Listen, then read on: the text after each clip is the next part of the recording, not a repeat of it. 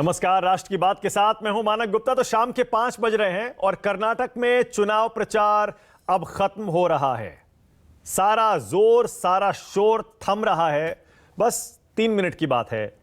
अब 10 मई को पार्टियों की किस्मत का फैसला, उम्मीदवारों की किस्मत का फैसला इलेक्ट्रॉनिक वोटिंग मशीनों में कैद हो जाएगा। प्रधानमंत्री मोदी के कर्नाटक में हुए मेगा रोड शो से बीजेपी अब फुल कॉन्फिडेंस में नजर आ रही है। कर्नाटक में जीत का परचम लहराने के लिए सड़कों पर उतरे पीएम मोदी को जनता का खासा समर्थन दिखा। वहीं कांग्रेस की ओर से स्टार प्रचारक प्रियंका गांधी और राहुल गांधी भी कर्नाटक में खूब दमखम लगाते हुए आखिरी दिन भी नजर आए हैं। और आपको पता ही है, 4 साल बाद कांग्रेस को बूस्ट देने के लिए सोनिया गांधी भी मैदान में उतरी।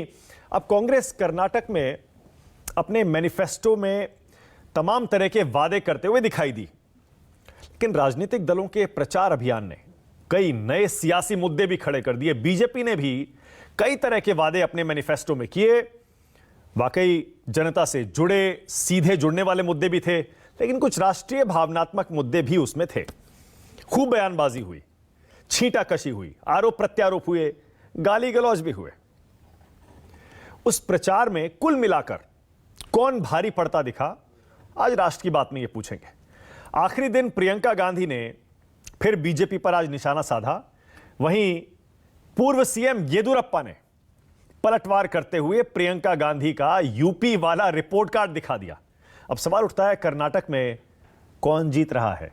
13 मई को जब नतीजे आएंगे तो बाजी किसके हाथ लगेगी? क्या बीजेपी सत्ता में वापसी करेगी, परंपराओं को तोड़ देगी, या फिर एक बार फिर से जैसे हर 5 साल में वहां होता है, कांग्रेस की सत्ता में वापसी होगी? 13 मई को पता चलेगा। लेकिन उससे पहले 10 तारीख को शाम 5 बजे जब वोटिंग खत्म होगी, उसके बाद न्यूज 24 टुडेस चाणक्य का एनालिसिस बिल्कुल देखने मत भूलिएगा। आज डिबेट शुरू करें उससे पहले जरा आज की खबर। चुनाव प्रचार आप जानते ही हैं, 48 घंटे पहले खत्म हो जाता है वोटिंग से। आज 5 बजे, अब जबकि 4:59 हो रहे हैं, 5 बज रहे हैं, चुनाव प्रचार खत्म समझिए।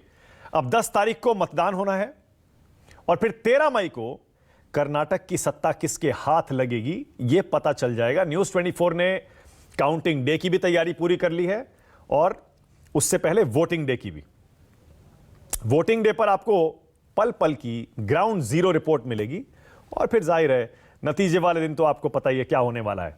तो प्रचार खत्म, लेकिन बीजेपी ने आज सोनिया गांधी के खिलाफ चुनाव आयोग का रुख किया। सोनिया गांधी ने 6 मई को हुबली में एक रैली की थी। रैली के बाद कांग्रेस पार्टी ने ट्विटर हैंडल से अपने एक ट्वीट किया था। उसमें लिखा था, सीपीपी चेयरपर्सन सोनिया गांधी का स्ट्रांग मैसेज, कर्नाटक की अखंडता पर आंच नहीं आने देंगे। इस बयान पर बीजेपी की ईसी से सख्त कार्रवाई की मांग की गई है। पीएम मोदी ने भी इस पर करारा प्रहार किया था। प्रधानमंत्री ने कहा था, कांग्रेस की सोच देश को बांटने वाली है। कांग्रेस की राज्य को देश से अलग करने की वकालत है। सोनिया गांधी ने क्या कहा था, पहले जरा सुन लीजिए।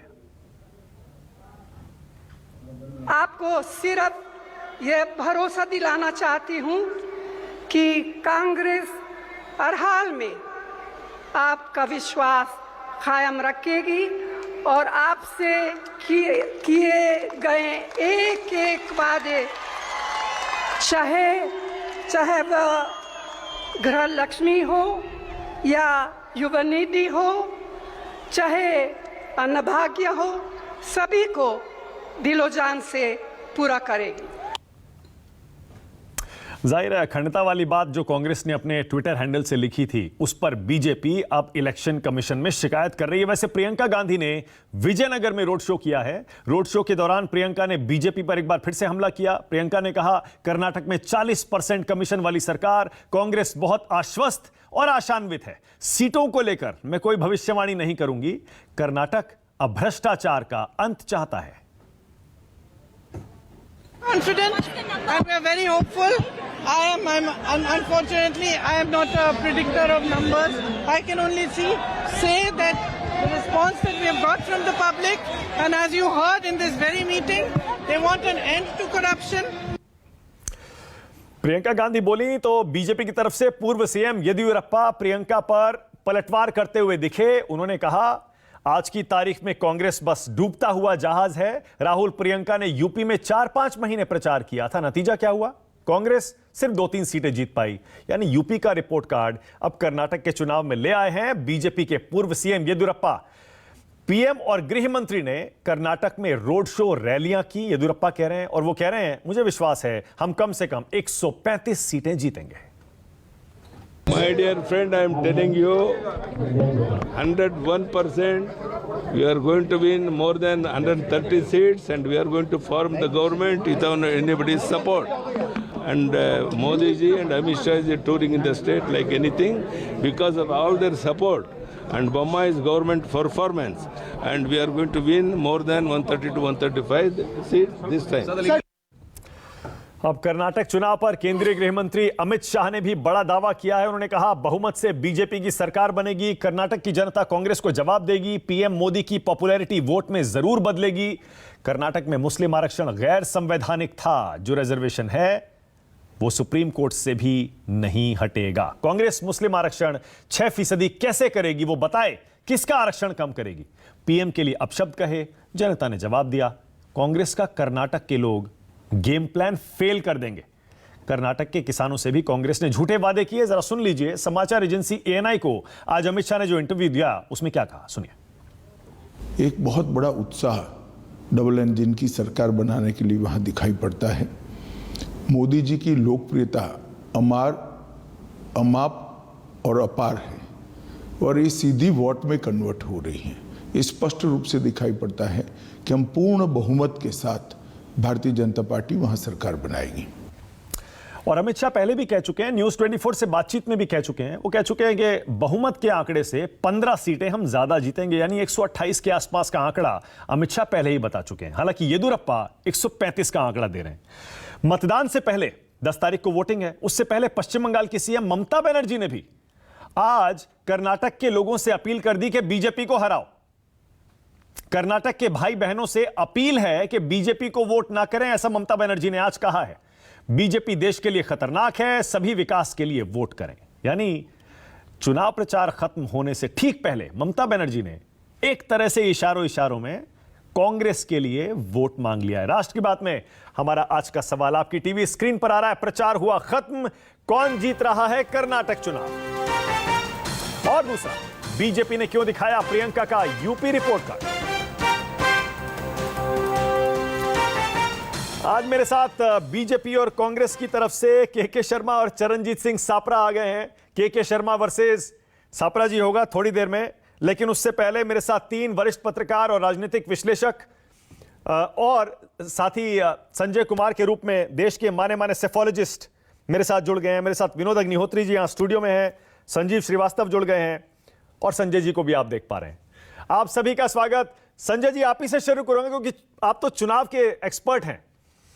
जैसा प्रचार आपने देखा, संजय जी, क्या आप किसी पोजीशन में हैं किसी तरह की कोई भविष्यवाणी करने के? कौन जीत रहा है चुनाव कर्नाटक का?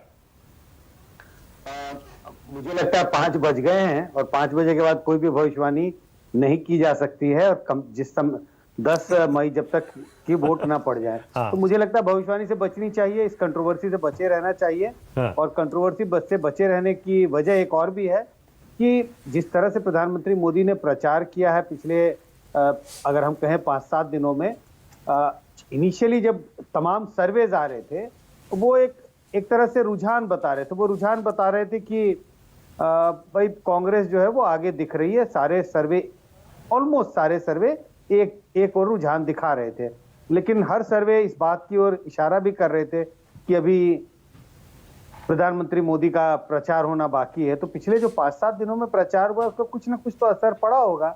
अब वो कितना असर पड़ा है, क्या बिल्कुल पासा पलट गया है, दोनों पार्टी दावे कर रही हैं, मुझे लगता है कि अभी भी कहीं कांग्रेस को थोड़ा बहुत एज जरूर होगा, क्योंकि प्रचार जरूर हुआ है। प्रधानमंत्री मोदी के प्रचार करने से फर्क भी पड़ता है, लोगों के वोट देने का रुझान भी बदलता है।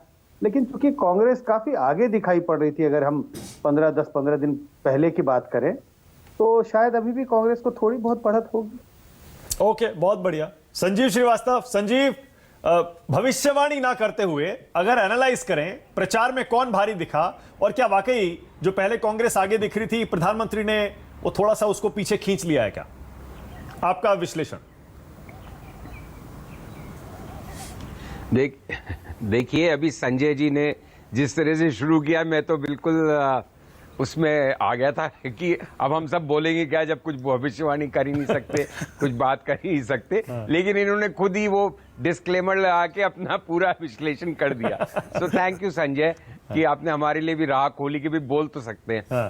तो कुल मिला के बात ये, देखिए मैंने आपके पिछले हफ्ते भी शो में कहा था कि ये अगर हम पहले वहां की अरिथमेटिक की बात करें तो अरिथमेटिक में 36% वोट बीजेपी का था, 38% वोट कांग्रेस का था 2018 के इलेक्शन में।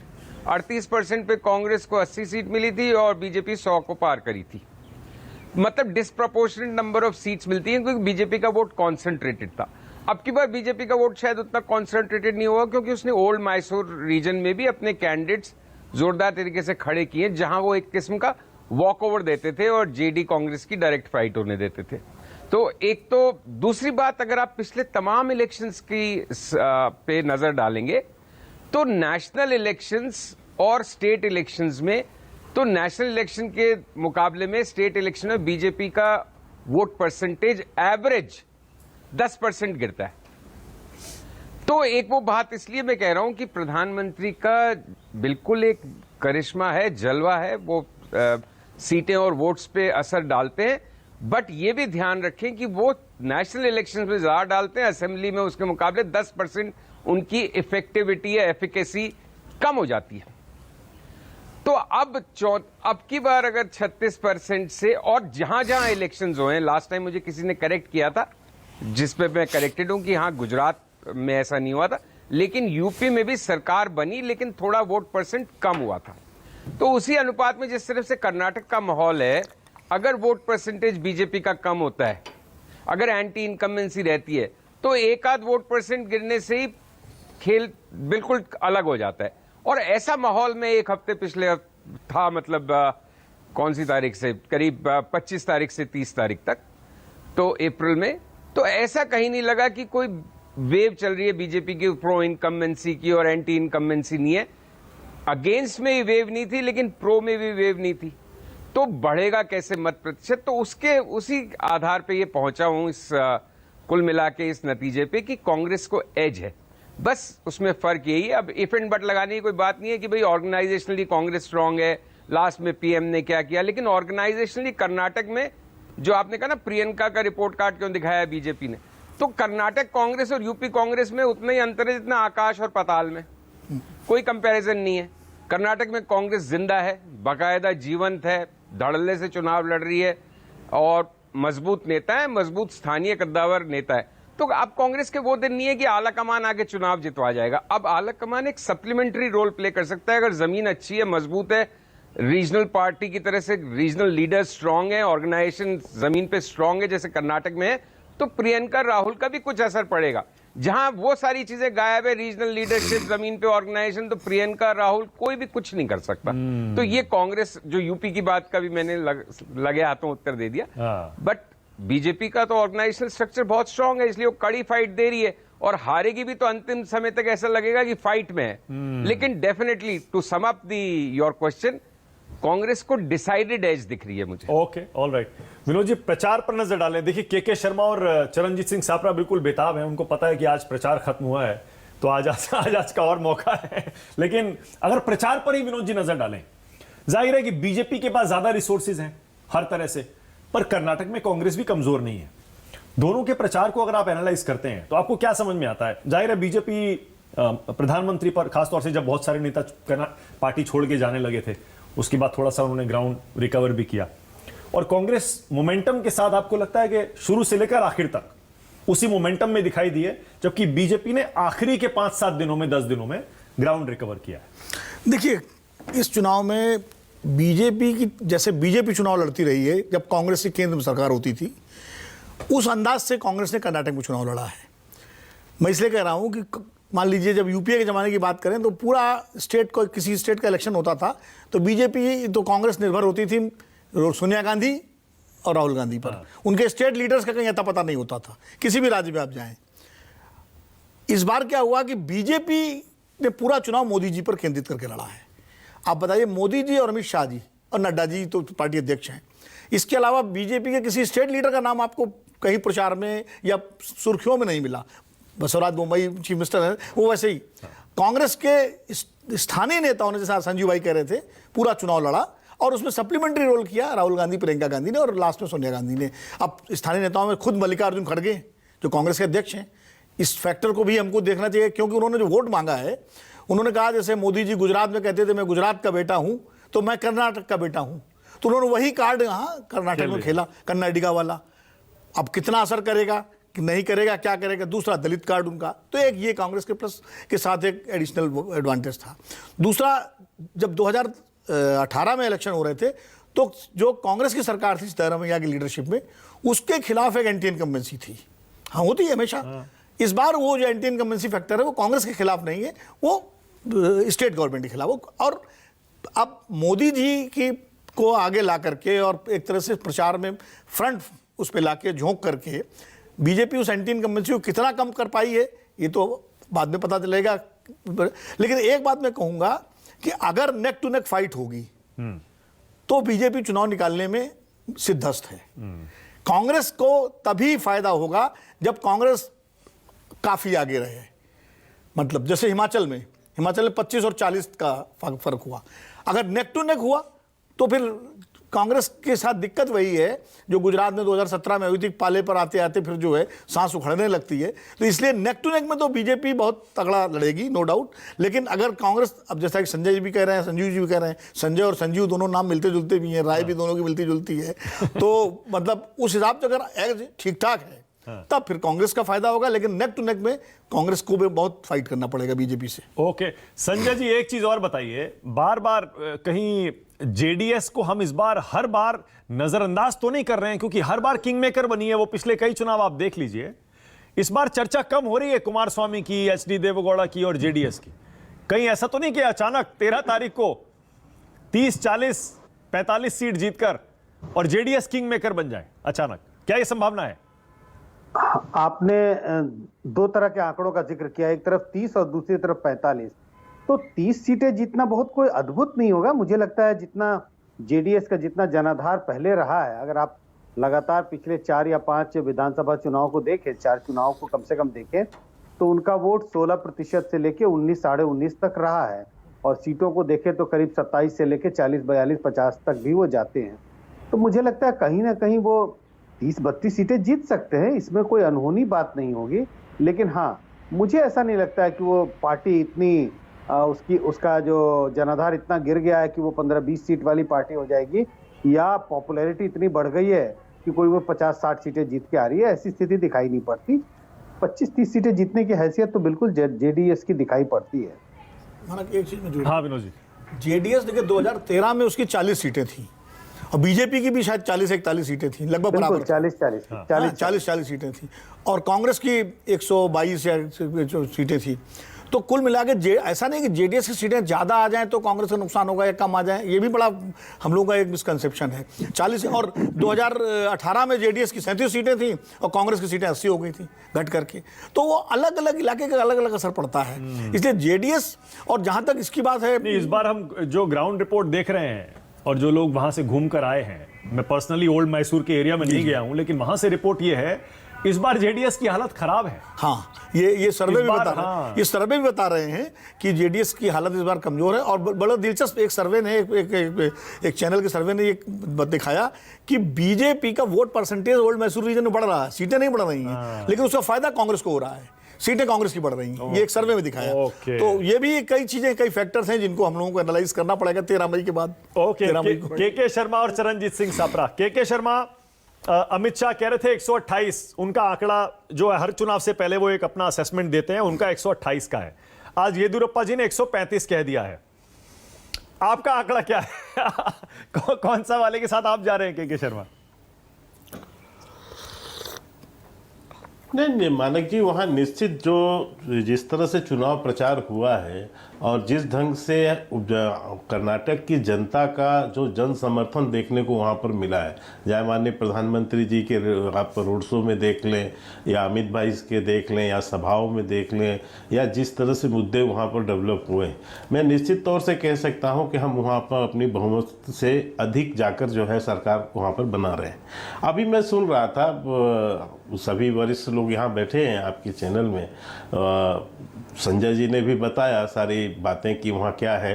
संजय जी का भी मैंने वो देखा है, CSDS का जो सर्वे है, और शायद मैं गलत नहीं हूँ तो 28 अप्रैल तक का उनका सर्वे था और उसके मेरे पास कागज़ हैं यहाँ पर, मैं बता सकता हूँ। और अभी संजीव जी भी बता रहे थे कि उनका भी आकलन 30 अप्रैल तक का है। वो 25 से 30 तक के बीच की जो गति थी वो उन्होंने देखा, 30 के बाद शायद वो नहीं देख पाए होंगे वहाँ की स्थिति को, या ध्यान नहीं दिए होंगे या ध्यान नहीं देना चाहे होंगे। तो 30 के बाद का तो उनका भी आकलन नहीं है। 29 तारीख से प्रधानमंत्री जी वहाँ गए हैं, 28 और 29 से जो अभी लगातार प्रचार हुआ है, और उसके बाद वहाँ यदि कहें तो गंगा में बहुत सा पानी जैसे बहता है वैसे ही बहा है। उसी के बाद माननीय प्रधानमंत्री जी पर अपशब्द की बात आई है, उसी के बाद जो कांग्रेसी नेताओं ने दिए, उसी के बाद कांग्रेस का वो असली चेहरा जनता के बीच आया है कि किस ढंग से उनका एक हिंदू विरोधी चेहरा वहाँ स्पष्ट हुआ है। तो ये सारी चीज़ें तो उसके बाद हुई है, क्योंकि घोषणा पत्र उसके बाद इन्होंने जहाँ लिखित रूप से इन्होंने अपनी बातें कही हैं, तो ये सारे विषय अभी आए हैं, उसका आकलन नहीं है। अच्छी बात है, उन्होंने स्पष्टता से कहा कि भाई उसके बाद का हम पिछले आने वाले 10 दिन, जो पिछले 10 दिन है, उसका आकलन हम लोगों ने नहीं किया। एक बात और आई कि माननीय प्रधानमंत्री की जी के जाने के बाद क्या इफेक्ट्स होता है। देखिए, मैं इसलिए कह रहा हूँ क्योंकि यह संजय जी बैठे हैं, उन्हीं का CSDS का ये सर्वे है, और यही सर्वे अभी जो जारी किया उसमें उन्होंने एक बात बताई है कि गुजरात की जीत में मोदी फैक्टर ने कब कब काम किया। तो उसमें वो बताते हैं कि आखिरी 48 घंटे में 48%, 55% वोटरों ने अपनी टर्निंग चेंज की। प्रचार के दौरान जो है यानी 17% लोगों ने चेंज किया था, वो 46 बनता था। मतलब ये पूरा उनका आंकड़ा, मतलब मोदी जी के आने के बाद चुनाव कैसे चेंज होता है, ये एक उनका सर्वे है जो उन्हीं के माध्यम से संजय जी और स्पष्ट भी कर देंगे। पर गुजरात तो मोदी जी का होम स्टेट है ना, के शर्मा, गुजरात का उदाहरण मत दीजिए भाई। कर्नाटक तो जैसे मल्लिकार्जुन खड़गे कह रहे हैं वो मेरा होम स्टेट है। ये इफेक्ट और भी बताता हूं। ना आप सुन लीजिए, मैं भी बताता हूं। अभी उसकी भी चर्चा आई, उत्तराखंड में क्या हुआ।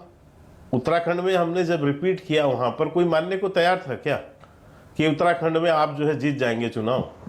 तो ये चीज़ें जो है, मैं अब उस बहस पे नहीं जाऊंगा क्योंकि वो बहुत लंबा हो जाएगा, मुझे बहुत सारे उदाहरण सुनाने पड़ेंगे।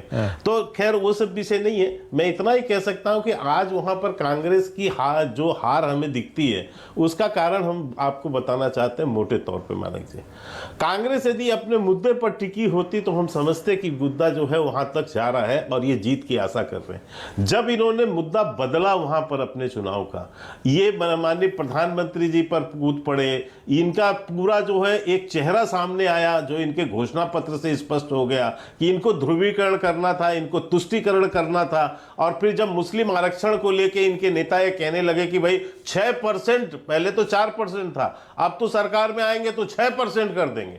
अब किसका काट के करेंगे ये नहीं पता है। ये तो ये बता भी नहीं पाएंगे कि किसका काटेंगे आप उसमें, बोकालिंगा समाज का काटेंगे कि लिंगायत समाज का काटेंगे कि आप वहां पर आम SC ST वर्ग का काटेंगे। और आपकी इनके नेता ये रहमान से लेके सब लोग कह रहे हैं कि साहब जो है हम तो 6% दे देंगे मुसलमानों का आरक्षण। तो इससे साफ वहां पर समझ आ रहा है कि ये मुद्दों पे लड़ने की स्थिति पे नहीं है, ये वहां पर आज भी उसी तुष्टीकरण के खेल से चालू। एक सवाल मेरा, मैं रिपीट भी कर रहा हूं और इसमें एक चीज जोड़ भी रहा हूं। के बताइए, मुझे बड़ा आश्चर्य है। आप गुजरात का उदाहरण दे रहे थे, येदियुरप्पा जी यूपी का उदाहरण दे रहे हैं। ये गुजरात और यूपी नहीं है, ये कर्नाटक है। कर्नाटक में कांग्रेस एक बड़ी ताकत है, ये मान लीजिए आप। गुजरात और यूपी के उदाहरण नहीं चलेंगे कर्नाटक में। नहीं तो क्या, नहीं मुझे मानक जी बताइए, गुजरात में तो ये लोग साफ साफ, इतनी बड़ी इनकी सेना थी कांग्रेस की, ये तो ये हमें 40 सीट भी नहीं देते थे। आप इनके देखिए, इनके नेताओं के उस समय प्रवक्ताओं से लेके सारे लोगों के बयान सुनिए, ये तो हमें 40 सीट भी देने को राजी नहीं थे गुजरात के अंदर में। ये तो कहते थे कि 140 135 तो हम ही ले आएंगे। तो ये आप यानी बगैर संगठन के कह रहे थे क्या? हवा में बोलती है क्या कांग्रेस? और क्या समझते हैं कि कर्नाटक में हमारे पास संगठन नहीं है? जहां हम लोकसभा में 26 सीटें जीतते हैं, जहां पर कांग्रेस 1-2 सीटों पर टिक जाती है, वहां पर जहां 2018 में हम 104 सीट जीत के आ रहे हैं। मुझे आश्चर्य है कि आप हमसे कहते हैं कि आपका वहां संगठन नहीं है, आपका चला नहीं पा रहे, कांग्रेस भारी है। एक ओके, उदाहरण चरणजीत सिंह सापरा, एग्जाम्पल दीजिए ना। चरणजीत सिंह सापरा। और मैं देखिए, तो मुद्दे की बात, मैं मुद्दों में एक बात शर्मा जी मैं बोल लूं कि आज शर्मा भी टाइम है, इसके बाद एक राउंड और लेंगे, तब बोलिएगा, तब पूरी कर लीजिएगा अपनी बात। चरणजीत सिंह सापरा जी बोलिए। देखिए मानक जी, अभी बीजेपी के प्रवक्ता इन्होंने 40 नंबर का जिक्र किया कि गुजरात के अंदर कांग्रेस हमें 40 सीटें भी नहीं दे रही थी। न जाने क्यों इनका जो दिमाग है वो 40 पर ही टिका है। कर्नाटका के अंदर 40% कमीशन जो है, ये कमीशन खोरी की सरकार, ये जनता ने ये शब्द तय किया है और इनको कर्नाटक के अंदर जरूर 40 सीटें मिलेंगी। आपको ये बता दूं कि जो 10 तारीख का चुनाव है वो 40% कमीशन वर्सेस कांग्रेस की जो 5 गारंटियां हैं उसके विरुद्ध होगा। जो कांग्रेस पार्टी ने जनता को आश्वासन दिया है कि गृह लक्ष्मी, गृह ज्योति, अन्न योजना, महिलाओं के लिए फ्री प्रचार खत्म हो गया भाई। चरणजीत सिंह सापरा, मैं प्रचार करके ही आया हूं। मैं मैंगलोर में बैठा हूं, पिछले 18 दिन से हूं। आपकी नॉलेज के लिए मत करिए ना, 5 बज चुके। हाँ तो भाई, तो मैं वही बताने जा रहा हूं ना। आप तो कितनी तकलीफ हो गई आपको, मैंने 2 बातें कह दी। नहीं, अरे भाई आप बाकी चीजें बोलिए ना, प्रचार मत करिए। तो मैं 5 बज चुका बोले। अरे भाई, आप तो बोलने का मौका ही नहीं दे रहे। बोलिए। मुझे तो हर 5 सेकंड में काटोगे क्या? बोलिए। तो कहने का तात्पर्य यह है कि कांग्रेस पार्टी ने जो जनता के मुद्दे हैं उस पर प्रचार किया है। जनता के मुद्दों को हम लोगों के बीच आज से नहीं लेके गए। हमारा ये प्रयास जनता के बीच जाने का ये 4-6 महीने से चल रहा है। और भारतीय जनता पार्टी के नेताओं ने क्या किया? प्रधानमंत्री से लेकर के, अमित शाह से लेकर के जेपी नड्डा साहब ने, किसी ने भी राज्य के लोगों की बात नहीं की है, राज्य स्तरीय मुद्दों की बात नहीं की। इन्होंने ये नहीं कहा कि 40% जो भ्रष्टाचार का कलंक इनके माथे पे लगा है वो किस तरह से हटाएंगे। ये कलंक कांग्रेस पार्टी ने नहीं लगाया। ये वो कॉन्ट्रैक्टर एसोसिएशन ने चिट्ठी लिखी थी प्रधानमंत्री जी को, राष्ट्रपति को लिखी थी चिट्ठी 40% कमीशन की। उसी तरह से स्कूल के जो मालिक हैं उन्होंने चिट्ठी लिखी थी प्रधानमंत्री को, राष्ट्रपति को।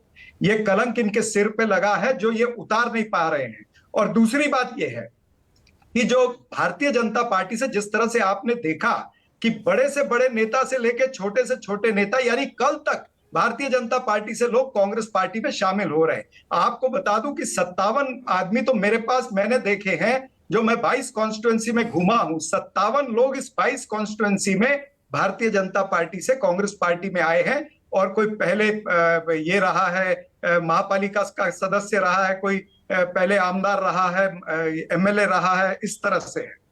तो कहने का मतलब ये है। और आपका असेसमेंट थोड़ा वो भी बता दीजिए, कितनी सीटें आपके हिसाब से चरणजीत सिंह सापरा कांग्रेस जीतने जा रही है? देखिए, कांग्रेस पार्टी ने पूरी तरह से विश्वास जिता लिया है लोगों के बीच में और वन साइडेड वोट होगा। 140 के ऊपर कांग्रेस पार्टी को सीट आएगी, ये हमने अनुमान लगा लिया है। और अनुमान इस तरह से नहीं है क्योंकि हमने लोगों की जरूरत की बातें की है। इन्होंने लोगों की जरूरत की बातें नहीं की है, लोगों के मुद्दों पर चर्चा नहीं की है। ये यहाँ वहां पर अटका भटका लटकाने की बात इन्होंने सारी करके, और देश के प्रधानमंत्री भी चले गए और अमित शाह जी भी चले गए। इन्होंने ध्रुवीकरण करने का प्रयास किया सापरा जी, लेकिन जमीनी स्तर पर ध्रुवीकरण भी चलने वाला नहीं है। अगर मामला कांटे का नहीं होता ना तो आपने ममता बनर्जी से कर्नाटक चुनाव के लिए अपील नहीं करवाई होती।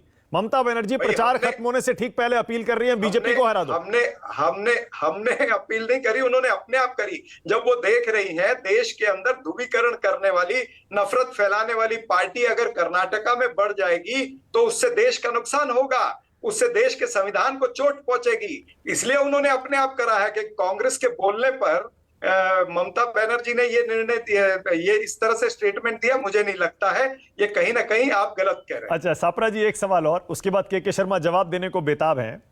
आप बार बार प्रधानमंत्री पर यह आरोप लगाते थे कि पीएम विक्टिम कार्ड खेलते हैं, गालियां गिन ली। मल्लिकार्जुन खड़गे भी तो वही कर रहे हैं।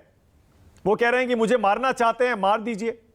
आपने बाकायदा इतना बड़ा लंबा चौड़ा कैंपेन चला दिया कि बीजेपी मुझे खरगे जी को मारने की साजिश कर रही है, परिवार को एलिमिनेट करना चाहती है।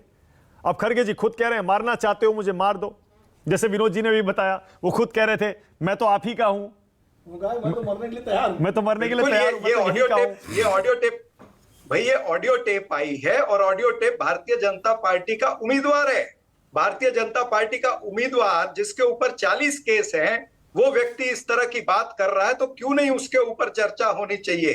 क्यों नहीं? जब इनका यत्नाल करके जो एमएलए है, जो पूर्व मंत्री रहा है, जिसने पहले येडियुरप्पा के समय में कहा कि 2,500 करोड़ में बीजेपी का मुख्यमंत्री पद बिकता है, वो व्यक्ति अगर श्रीमती सोनिया गांधी जी को विष कन्या कहेगा और चीन और पाकिस्तान का एजेंट कहेगा, तो उसके ऊपर चर्चा क्यों नहीं सापरा जी एक सवाल और, उसके बाद खरगे साहब जो है वो भूमि पुत्र है कर्नाटका के। एक सवाल और, सबसे बड़ा भूमि पुत्र है जो राष्ट्रीय सीन पर है। ओके सापरा जी एक सवाल और, आपके हिसाब से जेडीएस इस बार कितनी सीटें जीतेगी? और मैं इसलिए पूछ रहा हूं क्योंकि आप देखिए कई हफ्तों से कर्नाटक में है और आप खुद कह रहे हैं बहुत सी कॉन्स्टिट्यूएंसीज में आप जाके आए हैं, जेडीएस कितनी जीत रही है? देखिए, जेडीएस की हालत इस बार जरा गंभीर है और जो ओल्ड मैसूर एरिया है उसमें भी कांग्रेस पार्टी को बढ़त मिलने वाली है। हालांकि कोस्टल एरिया में मैंने देखा यहां पर जेडीएस का कोई प्रेजेंस नहीं है, तो मुझे नहीं लगता कि जेडीएस का प्रभाव कोई बहुत बड़ा रहेगा। पिछले चुनाव से भी कम सीटें जेडीएस को आने का अनुमान। के शर्मा, अगर जेडीएस अच्छा नहीं करती है फिर तो बीजेपी के लिए बुरी खबर है, फिर तो कांग्रेस इसका मतलब मजबूत हो रही है, ओल्ड मैसूर एरिया और बाकी जगह भी जहां पर पहले कभी जेडीएस मजबूत हुआ करती थी। के शर्मा नहीं वो एक अलग विषय है, लेकिन मैं पहले सापरा साहब के कुछ एलिगेशंस का जवाब दे देना चाहता हूं। इन्होंने ठीक है, चाहे ये साल भर से ये एक रूमर बनाने की कोशिश कर रहे थे 40%, लेकिन मानक जी कर्नाटक की जनता अच्छे से जानती है कि इस 40% में ना आज तक एक कोई केस है, ना आज तक न्यायालय में कोई मामला है, न किसी पर एफआईआर इसके लेकर किया गया है। और कुछ लोगों से चिट्ठी लिखवा के यदि ये चाहते हैं कि माहौल बन जाए, तो ऐसे माहौल पे से बनने से कुछ नहीं होता। लोगों से नहीं, वो कांग्रेस पार्टी कर रही है जो 85% कमीशन की 85% कमीशन की सरकार चला चुकी है। मानक जी, मैं इसका उत्तर देना चाहूंगा। चिट्ठी कॉन्ट्रैक्टर कहते एक संगठन नहीं होते ना। नहीं मानक जी मुझे बोलने दीजिए। एक राज्य में ऐसे 200 कॉन्ट्रैक्टर एसोसिएशन होते हैं। हाँ, तो ऐसे 200 कॉन्ट्रैक्टर एसोसिएशन होते हैं। 2-4 लोगों से चिट्ठी लिखा लोगे तो कुछ थोड़ी ना होता है। उसमें कोई एफआईआर चाहिए, कोई आरोप चाहिए, कोई चार्जशीट चाहिए, किसी के ऊपर कोई तथ्य चाहिए। वहां आपने क्या है? कुछ भी नहीं है। और कम से कम वो पार्टी बात कर रही है जिसका प्रधानमंत्री कहता था कि 50% कमीशन की सरकार जिसने चलाई हो। खुद कहते थे कि 1 रुपया भेजता हूं तो 15 पैसे जमीन में चाहता है। तो 85% कमीशन की सरकार चलाने वाला सोनिया गांधी और राहुल गांधी भ्रष्टाचार के मामले में जेल से बेल में बैठे हैं। इनके प्रदेश अध्यक्ष डीके शिवकुमार भ्रष्टाचार के मामले में जेल से बेल पे बैठे हैं। वो हमें भ्रष्टाचार के शर्मा देश भर में आप भ्रष्टाचार को सबसे बड़ा मुद्दा बनाते थे, कहीं कर्नाटक में भ्रष्टाचार पर ही आप घिर तो नहीं गए हैं? कर्नाटक में सबसे बड़ा मुद्दा भ्रष्टाचार तो नहीं बन गया है? नहीं, हम तो वहां बिल्कुल बनाते हैं, आज भी बनाया हुआ है। आप मानक जी, आज भी हम इनको, आज देखिए 2000 करोड़ रुपए जो कि शराब घोटाला जो छत्तीसगढ़ में पकड़ा गया है, कांग्रेस के मेयर का भाई है ना वो, जिसमें सारे मंत्रियों के इनके पैसे लगे। गवर्नमेंट की दुकान में एक जो है फर्जी डिस्टिलरी कंपनी के माल बेच रहे थे लोग। तो मैं इतना ही केवल कहना, सुन लीजिए, मैं इतना कहना चाहता हूं कि देखिए ये सारा इश्यू जो है जनता अच्छे से वहां जानती है कि कांग्रेस का भ्रष्टाचार क्या है। तो ये भी उसमें जो है किसी भी प्रकार का हमको नुकसान नहीं होने वाला इनके झूठे आरोप से। रही बात खड़गे साहब की, तो ये कानूनी जो है वहां के राज्य सरकार का कानून का मसला है। लेकिन मैं कांग्रेस के झूठ को भी जनता इसमें जानती है। आपको 2019 याद होगा मानक जी, राहुल गांधी 2 बार अपने ऊपर जो है हत्या का वो यानी आरोप लगा चुके थे। एक सभा हो रही थी, उस सभा में उनको कोई नीला लाइट दिख रहा था, वो कह रहे थे मुझे गोली मारी जा रही थी, उसमें इनको खतरा हो गया था। एक इनकी फ्लाइट जिनको इन्होंने हायर किया वो खराब हो गई, दिक्कत आ गई, तो भाजपा के कौन से, तो ये अंतिम समय में सापरा जी बोलिए, आपकी बारी है। सापरा जी बोलिए। मानक जी देखिए, इन्होंने कॉन्ट्रैक्टर एसोसिएशन की बात की, इनको ये पता नहीं है कि वो 2700 कॉन्ट्रैक्टर की एसोसिएशन है जिसने पत्र लिखा था, और जो स्कूल के मालिक हैं, जो ट्रस्टी हैं, उसके अंदर करीबन 400 स्कूल हैं। 400 स्कूल वाले संगठन अगर वो भैया प्रधानमंत्री वो को चिट्ठी लिखते आपके हैं, गिने हुए लोग 2700 एक मिनट मैं आपके बीच में नहीं बोला था। उत्तेजित मत होइए, उत्तेजित मत होइए, उत्तेजित मत होइए, मैं आपके बीच में नहीं बोला था। तो जब इतने बड़े संगठन अगर प्रधानमंत्री को लिखेंगे, राष्ट्रपति को लिखेंगे और वहां से प्रधानमंत्री जरा भी उत्तर नहीं देंगे, तो उसका मतलब समझ में आता है कि आप भ्रष्टाचारी हो। आप खाली कहने को कहते हो, ना खाऊंगा ना खाने दूंगा। अब दूसरी बात पे आता हूं, जो आपने 85% की बात की, जो राजीव गांधी का गलत उल्लेख देश के प्रधानमंत्री भी करते रहे हैं। राजीव गांधी जी ने यह बात 1985 में कालाहांडी में ओडिशा में कही थी, और किसके खिलाफ कही थी? जनता दल की वहां पर सरकार थी। राजीव जी ने कहा था कि हम केंद्र से 1 रुपया भेजते हैं तो नीचे जाकर के वो 15 पैसा ही लोगों को मिलता है। ये जनता दल की सरकार के ऊपर उन्होंने टीका टिप्पणी करी थी। ये नहीं कहा था कि करप्शन हम कर रहे हैं। उन्होंने ये कहा था कि इस स्कीम को इंप्लीमेंट करने के लिए जो यंत्रणा लगती है वो बीच में से पैसे खा जाती है, और जनता दल की सरकार को उन्होंने अटैक किया था। आप और देश के प्रधानमंत्री पूरे देश को झूठ फैला रहे हैं। मैं इस झूठ का आज खुलासा करता हूं। कालाहांडी पढ़ लेना, आपको अगर नॉलेज नहीं हो तो पूछ लेना, किसी बुद्धिमान जो व्यक्ति है उससे पूछना। तो ये तमाम मानक जी, मैं इनका नॉलेज सही कर देता हूं। मैं इनका नॉलेज सही कर देता हूं, जल्दी से के शर्मा। मैं इनका नॉलेज सही कर देता हूं। इनको इनकी अज्ञानता मैं बता देता हूं, क्योंकि जब उनसे सदन में पूछा गया राजीव गांधी से, जब अटल जी ने प्रश्न उठाया था, तो राजीव गांधी ने कहा कि एक हाथ से जब दूसरे हाथ में पैसा जाता है तो घस जाता है। और ये जो है राज्य सरकार पर आप बोल रहे थे, वहां पर केंद्र की योजनाओं का केंद्र की योजनाओं के पैसे भी होता है, जमीन में 15 पैसे पहुंच रहे थे जो योजना को इम्प्लीमेंट करने के अंदर जो सरकारी यंत्रणा लगती है। कांग्रेस के आप मत बोलिए, तुम्हारे पास में कोई मानक जी अब इनको बंद कराइए, अब इनको बंद कराइए। बुद्धिहीनता का प्रमाण आपने दे दिया है। ओके, अब रुक जाइए, एक सेकंड अब रुक जाइए। क्या विनोद जी, क्या भ्रष्टाचार इस चुनाव में सबसे बड़ा मुद्दा आपके हिसाब से बन गया है, या फिर कोई और मुद्दा ऐसा है जो निर्णायक इस चुनाव में साबित हो सकता है, या फिर एक कोई मुद्दा नहीं है, 2-3 मुद्दे हैं? विनोद जी। नहीं, मुद्दे 2-3 हैं। देखिए, भ्रष्टाचार मुद्दा बनाने की कोशिश कांग्रेस ने पूरी की है। कांग्रेस के हर नेता ने, सोनिया गांधी, प्रियंका गांधी, राहुल गांधी, खड़गे जी, सब ने जो है 40% एक तरह से चिपका दिया। 40% से कहते चिपका दिया भारतीय जनता पार्टी की राज्य सरकार के ऊपर। और वो सारा जैसे जो विज्ञापन निकाला पूरा अखबार में, फ्रंट पेज में रेड कार्ड, जिसपे इलेक्शन कमीशन ने नोटिस भी दिया। तो कांग्रेस ने भ्रष्टाचार को एक बड़ा मुद्दा बनाया, बेरोजगारी को मुद्दा बनाया, और एक और 2-3 मुद्दे हैं जिनको बनाया। कर्नाटक के स्थानीय प्राइड को, नंदिनी और इस चीज़ को लेकर के, तो ये मुद्दा बनाने की पूरी कोशिश की है कांग्रेस ने। भारतीय जनता पार्टी ने पूरे देश में भ्रष्टाचार के मुद्दे को पे भारतीय जनता पार्टी आक्रामक मुद्रा में है, लेकिन कर्नाटक में कहीं ना कहीं इस मुद्दे पर डिफेंसिव दिखी, क्योंकि उसकी चर्चा जिस आक्रामकता के साथ के शर्मा यहाँ कर रहे हैं, उस आक्रामकता के साथ प्रचार में नहीं दिखी। प्रचार में कहीं बजरंगबली दिखे, तो कहीं केरला फाइल्स दिखी, तो कहीं जो है क्या कहते हैं प्रथम शाही परिवार, इस तरह की चीजें दिखी। तो मुझे लगता है कि ठीक है, मुस्लिम आरक्षण भी खूब उठाया बीजेपी। मुस्लिम आरक्षण, यूनिफॉर्म सिविल कोड, मुस्लिम आरक्षण, तो ये बीजेपी ने बजरंगबली जो कांग्रेस ने दे दिया। बहुत सारे लोग कह रहे हैं कि आखिर में प्लेट में रख के मुद्दा दे दिया कांग्रेस। देखिए, बजरंगबली दे दिया कांग्रेस ने, तो सप्रा साहब बताएं क्यों दे दिया, मैं तो इसके बारे में नहीं बता सकता। लेकिन इतना जरूर है कि भारतीय जनता पार्टी ने आखिर में आते आते हिंदुत्व का जो उसका अपना जो मुद्दा है, जो उसका सबसे कारगर हथियार उसको लगता है हर चुनाव में, और हर चुनाव, एक चुनाव ऐसा बता दीजिए जिसमें हिंदुत्व को भारतीय जनता पार्टी ने मुद्दा न बनाया हो। चाहे वो शिमला का, हिमाचल का चुनाव हो, चाहे दिल्ली का चुनाव हो, चाहे बंगाल का हो, चाहे उत्तर प्रदेश का हो, चाहे बिहार का हो, कहीं ना कहीं किसी न किसी रूप में हिंदुत्व उसका कोर इशू है भाजपा का। तो उसमें वो बनाते हैं। वो अगर मान लीजिए ये घोषणा पत्र में बजरंगबली को नहीं भी लाते, तो उसके पहले योगी जी वहां बजरंगबली की बात करके आए थे, और राजस्थान में बजरंगबली का मुद्दा नहीं बनता।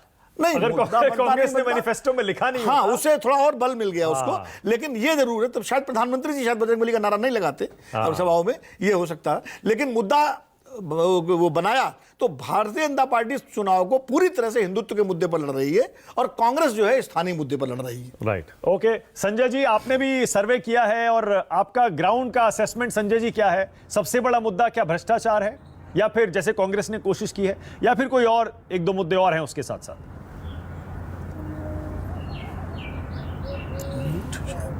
से उठाया, जिसकी चर्चा अभी बार बार हो रही है। 85%, 40%, लेकिन अगर जनता के नजरिए से देखें तो जनता को ये मतलब इस मुद्दे पर वो अपनी ये तो कहते हैं कि करप्शन की जब बात होती है तो कई लोगों को लगता है कि हाँ भाई राज्य में करप्शन है और वो बढ़ा है करप्शन, लेकिन वोटिंग के लिए ये मुद्दा क्या उनके मतलब क्या जनता वोट करेगी इस मुद्दे पर, ऐसा होता हुआ दिखाई नहीं पड़ता है। वोटिंग के मुद्दे बेरोजगारी, महंगाई, यही मुद्दे दिखाई पड़ते हैं, क्योंकि जब हमने अपने सर्वे में, आपने सर्वे का जिक्र किया, जब हमने सर्वे में पूछा था इन्हीं दो मुद्दों का जिक्र हुआ था। लेकिन मुझे लगता है कि पिछले दिनों ये जो पूरा बजरंग बली का मुद्दा आया है उसके हिसाब से, और मुस्लिम आरक्षण का भी मुद्दा चलता रहा, आरक्षण एक मुद्दा जमीन पर दिखाई पड़ता है लोगों के बीच में, और खासकर ये जो आप आरक्षण और बजरंग बली दोनों का अगर आप निचोड़ दिखाएं तो ये धार्मिक दृष्टिकोण से, धार्मिक आधार पर पोलराइजेशन, एक तरफ तो कर्नाटक कांग्रेस ये कोशिश कर रही है कि भाई माइनॉरिटी वोट है उनकी तरफ आए, तो बीजेपी भी कहीं ना कहीं एक संदेश दे रही है कि देखो जो जो पार्टी इस बात का प्रचार कर रही है कि 40% कमीशन है, बट वो देखो कि उनकी पॉलिसीज क्या रही कि मुस्लिम का आरक्षण है। तो बीजेपी इस बात की कोशिश कर रही है कि भाई मेजॉरिटी कम्युनिटी को एक संदेश देने की कोशिश कर रही है। तो मैं ये नहीं कह रहा हूँ कि हिंदू मुस्लिम डिवाइड है या उस पर, लेकिन उसको कहीं ना कहीं एक शटल तरीके से उसकी चर्चा हो रही है और लोग उस पर थोड़ा ध्यान देते हैं, सोचते हैं। ओके, संजीव श्रीवास्तव, संजीव आपका असेसमेंट क्या है, क्योंकि आप खुद ग्राउंड पर गए हैं? सबसे अहम, सबसे बड़े एक दो मुद्दे आपके हिसाब से जो निर्णायक होंगे इस चुनाव में, जिन पर लोग एक्चुअली वोट डालेंगे?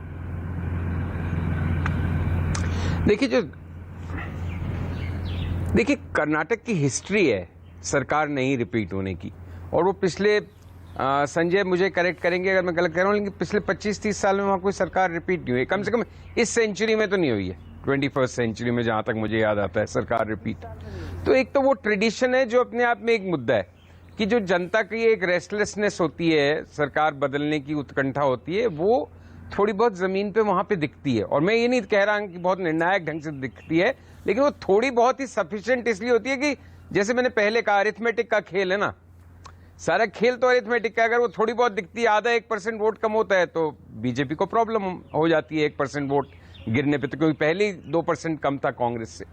दूसरी बात यह है कि करप्शन का मुद्दा एक सर्टेन क्लास में तो है, चैटरिंग क्लासेस जिसको हम कहते हैं, या जो बातें हैं इस तरह की डिबेट्स, ड्राइंग रूम चर्चाएं, लेकिन जनता इस भ्रष्टाचार के मुद्दे से सड़क पे उद्वेलित है, आंदोलित है, या कहीं बहुत इसको बड़ा मुद्दा बना रही है, वो बिल्कुल नहीं नजर आता। करप्शन इशू नहीं है, लेकिन ये जरूर जिस प्रश्न का मैं एक्चुअली उत्तर चाहूंगा 13 तारीख को रिजल्ट्स में, वो ये है कि डेफिनेटली संजय भाई सही कह रहे हैं कि बीजेपी एंटी इनकम्बेंसी को डिफीट करने के लिए जब वो विपक्ष में होते हैं तब तो वो भी एक नेचुरल प्रोसेस में इलेक्ट होके या सबसे बड़ी पार्टी की तरह आते हैं, जैसे पिछली बार भी आए। लेकिन जब वो इनकम्बेंट सरकार है, एंटी इनकम्बेंसी को हराने के लिए वो इस बार टोटली हिंदुत्व का सहारा ले रहे हैं। अब देखने की बात जिस पे मेरा कौतूहल है सबसे ज्यादा 13 तारीख को, कि क्या उत्तर भारत या पश्चिम भारत या सेंट्रल इंडिया के कुछ राज्यों की तरह क्या कर्नाटक में भी ये फॉर्मूला फिट बैठे है क्या, या गुजरात का नुस्खा क्या वहां पे भी चल सकता है, या उत्तराखंड का या यूपी का, जो वहां पे ऐसा नहीं था कि इलेक्शन सिर्फ इस वजह से बीजेपी जीती, लेकिन इस हिंदुत्व एक बड़ा फैक्टर है। क्या हिंदुत्व एक निर्णायक फैक्टर कर्नाटक में भी हो सकता है क्या? ये इसकी लेबोरेटरी टेस्ट है 2023 का इलेक्शन। तो हमको मालूम पड़ेगा 13 को। मुझे नहीं लगता कि, क्योंकि वहां कास्ट बेस बहुत स्ट्रांग है, लिंगायत, वोकलिगा जो इनकी है कम्युनिटी, सिद्धरमैया की कुर्बा या अगर कुछ इस तरह की, तो ये सारी कॉन्स्टिट्युएंसीज वहां बहुत स्ट्रांग है।